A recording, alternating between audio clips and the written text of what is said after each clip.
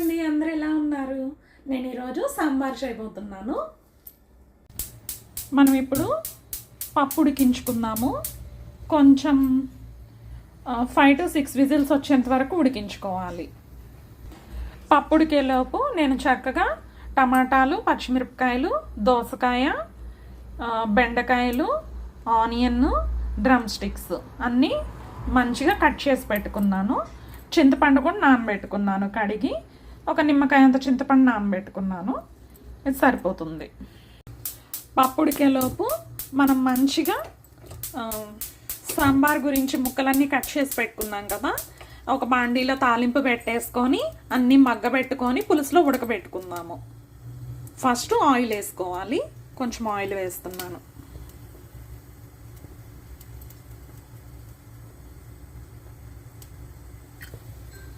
ఒక ఎండుమిరపకాయ ఇలా తుంచి వేసుకుంటున్నాను. ఎండుమిరపకాయ ఇట్లా కాలిన తర్వాత మంచిగా ఆవాలు, జీలకర్ర, మినప్పప్పు, పచ్చెనగపప్పు అన్నీ వేసుకున్నాను. చిటపట అన్న తర్వాత పచ్చిమిరపకాయలు, ఉల్లిపాయలు, బెండకాయలు,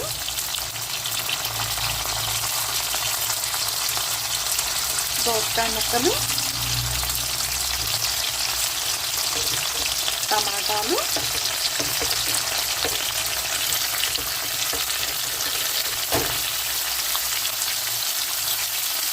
ఫైనల్గా మన మునక్కాడలు అన్నీ వేసేసి చక్కగా కలుపుకోవాలి.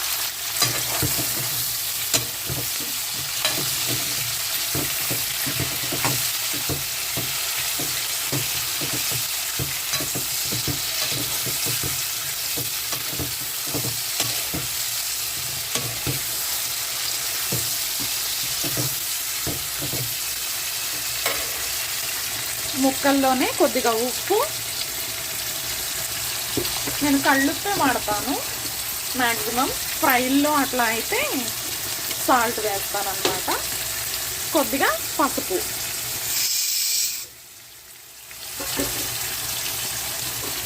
అన్నీ వేసి ఇంకోసారి కలుపుకోవాలి. ఉప్పు పసుపు వేసాక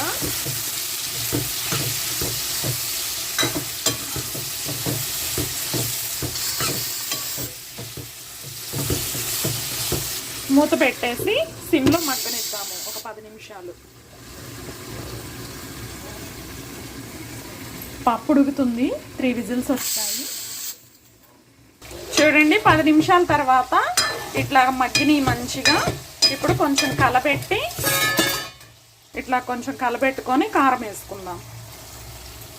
కారం మీ రుచికి సరిపడా వేసుకోండి. నేను ఇంత వేస్తున్నాను.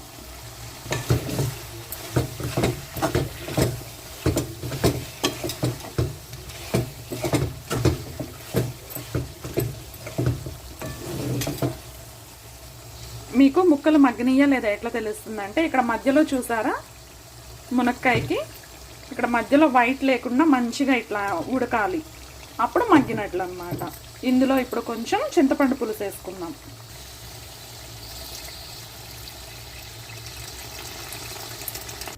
చింతపండు పులుసు వేసుకున్న తర్వాత ఒక 10 నిమిషాలు హై ఫ్లేమ్లో పెట్టి మంచిగా ఉడకబెట్టుకోండి మూత పెట్టేసి. పప్పు ప్రెషర్ పోయింది. కొంచెం ఉప్పేసి ఎనుపుకుందాము. ఇదిగోండి, చక్కగా ఉడికింది. నేను ఉడికించేటప్పుడు పసుపు వేసాను. ఇందాక ముక్కల్లో ఉప్పు వేసుకున్నాం కదా, ఈ ఉప్పు పప్పుకి సరిపడా వేసుకుంటే సరిపోతుంది. ఇక ఎనుపుకుందాం ఇట్లా. నా దగ్గర పప్పు గుత్తి లేదు, గరిటెతోటే మెదుపుతాను. చూసారా ముక్కలు ఎంత బాగా ఉడికాయో కదా, చాలా చక్కగా ఉడికాయి. ఇప్పుడు ఇందులో పప్పు వేసుకుందాము.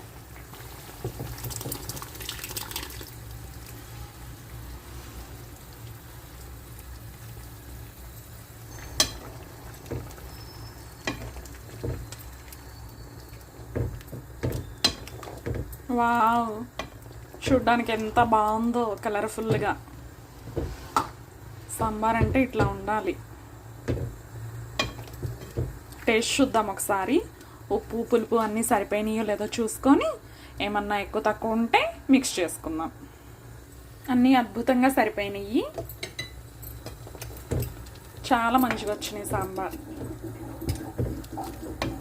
ఇప్పుడు ఇందులో కొంచెం కొత్తిమీర వేసుకుందాం. ఇది మా బాల్కనీలో నేను వేసి పెంచిన కొత్తిమీర వేసుకుందాం. చిన్న చిన్న ముక్కలు కట్ చేసి వేసుకుంటున్నాను నేను.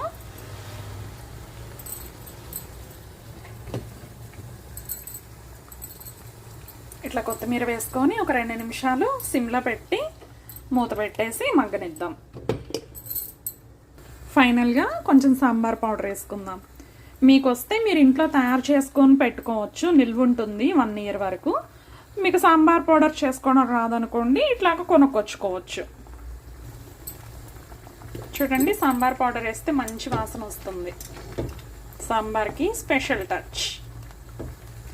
మన సాంబార్ రెడీ అయిపోయినట్లే. ఇంకా ఆహా, అద్భుతం, చాలా మంచిగా వచ్చాయి.